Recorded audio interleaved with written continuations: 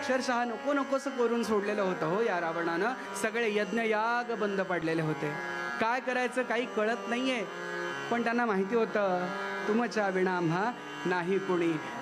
महाविष्णूंशिवाय आपल्याला परत तारणहार नाही. त्यामुळे त्यांना शरण जाणं हे गरजेचं आहे. पण जाताना बरोबर कोणाला घेतलं पाहिजे? कोण तळमळ उत्कटतेने त्यांच्या समोर प्रकट करू शकतं? तर ते म्हणजे पृथ्वी.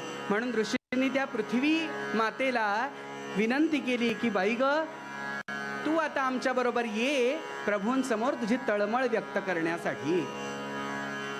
एखादा कायदा कधी मंजूर केला जातो? ज्या वेळेला अनेक लोक त्या कायद्याला सहाय्य करतात, त्यावेळेला तो कायदा मंजूर केला जातो. आणि त्याप्रमाणे मात्र आता तिथपर्यंत पोहोचायचं आहे. 12:40ची वेळ आपल्याला दिलेली आहे. त्यामुळे सांगायचा मुद्दा असा की आता पृथ्वी येणार. पण पृथ्वी येणार कशी? तिने कोणाचं रूप धारण केलं? धेनू होऊनी भूमी, धेनू होऊनी भूमी, विधी मुनी सह क्षीरसागरा गेली. कुठे गेली बरं? आणि तिने कोणाचं रूप धारण केलं? तर ज्या गाईला आपल्या हिंदू संस्कृतीमध्ये खूप मोठा मान आहे, त्या गाईचं रूप धारण केलं पृथ्वीनं. धेनू होऊनी भूमी, विधी मुनी सह क्षीरसागरा गेली. लोचनी आणूनी पाणी, लोचनी आणूनी पाणी, दीनवचे विष्णूची स्तुती केली. आणि काय झालं बरं? त्या धेनूनं म्हणजे जी पृथ्वी आहे तिने धेनूचं रूप धारण केलं आणि तिथपर्यंत येऊन पोहोचली. आणि डोळ्यात पाणी येऊन स्वतःची झालेली अवस्था भगवान महाविष्णूंना सांगू लागली. भगवंतांना म्हणते देवा काही करा पण मला वाचवा याच्यातून. भगवंत योगनिद्रेमध्ये. भगवंतांना कसं बरं आता आळवावं? भगवंतांना कसं बरं उठवावं याच्यातून? एकच मार्ग, रामाचे भजन, तिची माझे ध्यान. तेच केलं पाहिजे ना हो. त्यांना जर आता योगनिद्रेतून उठवायचं आहे तर हां उठा, काम आहे माझं. घरातला नोकर नाही होतो, देव येतो. बघा ना हो, फार मला गंमत वाटते. एखाद्याकडे आपलं काम असतं की आपण किती गोड बोलतो नाही त्याच्याशी. अहो तुमच्याशिवाय दुसरं कुणी कुणी कुणी नाही म्हणाले, तुम्हीच माझं काम करू शकता. आहे की नाही? हो म्हणा. सगळे जागे आहात ना? हां.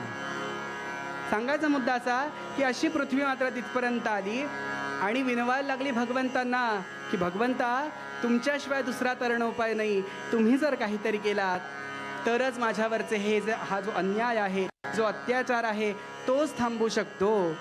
नारायणा रमा रमणा, रमा रमणा, धाव आता श्री हरी झडकरी, बलसागर गोविंदा. धाव आता श्री हरी झडकरी, बलसागर गोविंदा. तुझी या चरणी सादर वंदन, तुझी या चरणी, तुझी या चरणी सादर वंदन करितो. शक्ति हमें साक्षात अनुभव हुई. भक्ति, सौंदर्य और दिव्यता का अनूठा संगम और हर हृदय भाव विभोर है. देखिए स्क्रीन पर इस चित्र को देखिए, कितने गहरे भाव हैं. सूर्य की स्वर्णाभ स्वर्णिम किरणें अयोध्या में रामलला के ललाट पर दिव्य तिलक की. प्रभु के दिव्य ललाट पर पड़ते दैवी तेज से संपूर्ण सृष्टि आनंदित हो गई.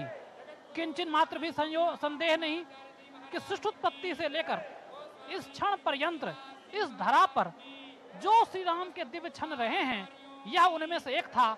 और हम सभी और सभी दूरदर्शन के दर्शक इसके साक्षी रहे. और कहते हैं ना, भय प्रगट कृपाला, दीन दयाला, कौशल्या हितकारी, हर्षित महतारी, मुनि मनहारी, अद्भुत रूप विचारी, की जय शिशु लीला, अति प्रियशीला, हृदय बसु मम प्राण. तो भगवान राम सबके लिए कृपालु, सबके लिए दीन दयालु, और उन भगवान राम को प्रणाम करते हुए हम मनीष जी आपको कहेंगे कि आपकी टिप्पणी इस पर। धन्यवाद। वाकई कमलेश, हम लोगों के लिए जो अवसर मिला यहाँ पर इस राम जन्मभूमि मंदिर परिसर में यहाँ पर विराजित होकर यहाँ पर मैंने इस कार्यक्रम को देखा, तमाम दर्शकों से जुड़ा, वाकई अपने आप में एक अद्भुत और एक कह सकते हैं कि एक अलौकिक अनुभव है। इसकी व्याख्या नहीं कर सकते। लेकिन जब राम जन्मोत्सव हम सब मना रहे हैं तो गोस्वामी तुलसीदास का जो गीत है उसको अगर हम ना कह पाएँ तो शायद अधूरा रह जाएगा। किला की उठत धाय, किला की उठत धाय, गिरत भूमि लट पटाए, धाय मात गोद लेत दशरथ की रनिया, धाय मात गोद लेत दशरथ की रनिया, ठुमक चलत रामचंद्र बाजत पैजनिया, ठुमक चलत रामचंद्र बाजत पैजनिया। ये जो गीत है, वाकई इस गीत को आप गाइए और आंखों को बंद कर लीजिए, ऐसा लगता है कि हमारे आंगन में ही रामलला चल रहे हैं। उनके पैरों में जो घुंघरू है, जो पायल है वो बज रही है। वाकई बहुत ही अद्भुत और बहुत ही सुंदर मनोरम दृश्य।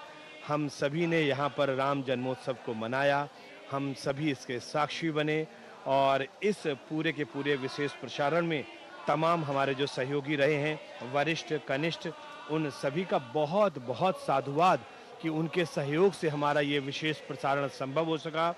और जो दर्शक इस समय हमारे साथ जुड़े हुए हैं उनको भी बहुत बहुत साधुवाद।